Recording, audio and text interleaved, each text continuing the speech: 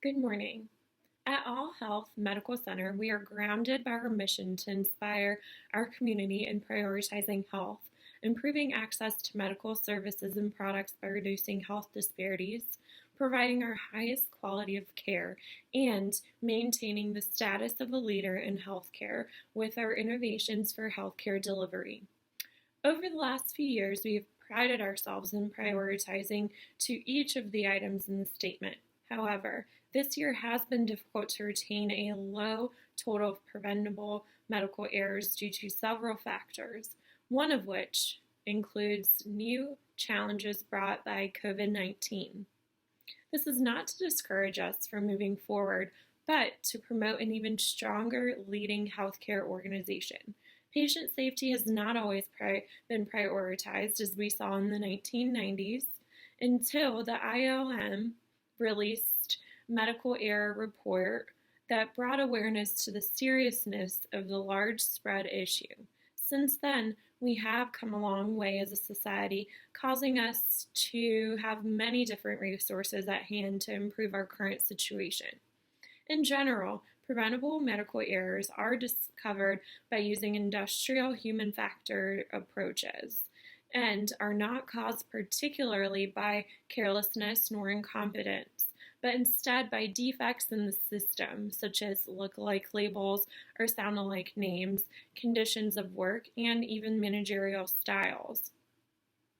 These, fortunately for us, can be reduced and dismissed with a redesigning of systems, that is. The systems analysis approach, which is what we will use to turn this opportunity into action, will bring light of these errors and help us to take lead by establishing a better foundation of stakeholders to promote patient safety and quality of care. As a large healthcare organization, we must take ethical and professional accountability for our efforts in the matter. We will create a strategy to 1. Recognize which medical errors are preventable. 2. Determine how errors will be prioritized to escape any serious potential patient harm. 3. Distinguish which system to use to report on these errors accurately. 4. Recognize what efforts we must enforce and promote to reduce these errors. And lastly, 5. Determine how to monitor these errors efficiently. Since the initial IOM report, although published over 2 decades ago, we have seen incredible acceleration in patient safety practices in hospitals countrywide. The Agency for Healthcare Research and Quality has become a leader in pushing for safety research, policymaking when it comes to patient safety, and supporting the development of safety standards for reporting and safe practices. Our strategy will include using several of these standardized reportable events for the hospital to focus on. These are directed by the National Quality Forum. Some of these reportable events will include creating a healthcare culture of safety. For high-risk elective surgeries, patients are to be informed clearly of the risk of any adverse outcomes. Ensure adequate level of nursing based on patient mix and experience and training of the medical staff. All patients in ICUs must be managed by physicians under special training and certifications in critical care. Pharmacists must actively participate in all medication use processes while being available to consult all prescribers. Any verbal orders by a provider must be recorded when possible and dictated back to ensure accuracy. All patient care summaries are to be recorded on the spot or immediately after the visitation ends and not from memory.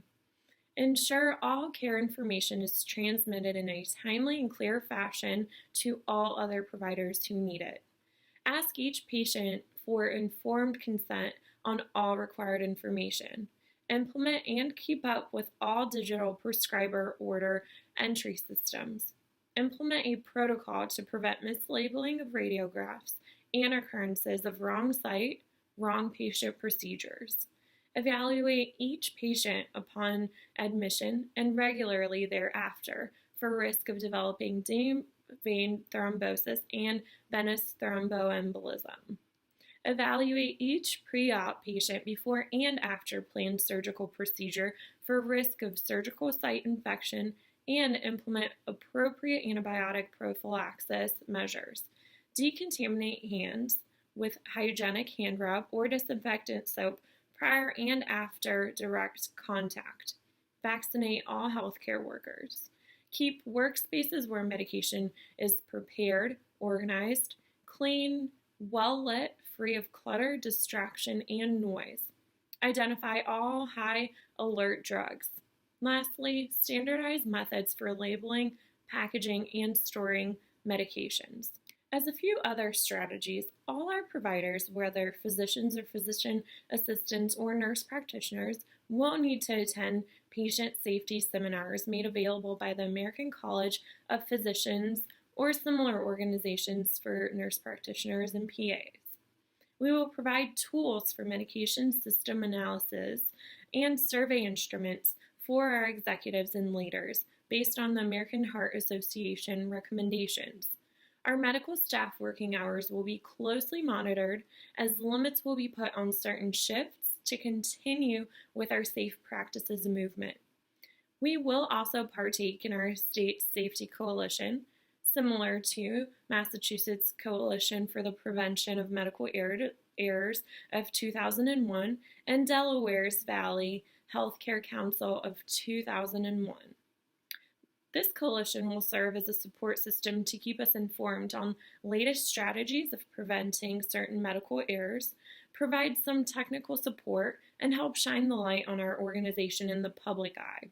Last but not least, we will encourage patients to become involved in their own care in regards to all of the availability of resources online, including our patient portal and patient surveys. These strategies are not new, but simply will be heightened as the new year approaches.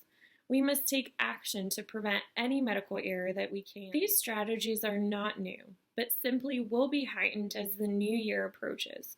We must take action to prevent any medical error that we can. One medical error can cause a rash, another may cause death. We cannot stand by our organization proudly without making our patients' and community's health a top priority. With this cultural change, we will become a new and improved, high reliability organization with all characteristics of such, from mindfulness to accountability and commitment to safety. Let's not value our organization on only lives saved and improved, but also injuries and deaths prevented. At All Health Medical Center, remember, we are grounded by our mission to inspire our community in prioritizing health, improving access to medical services and products by reducing health disparities, providing our highest quality of care, and maintaining the status of a leader in healthcare with our innovations for healthcare delivery.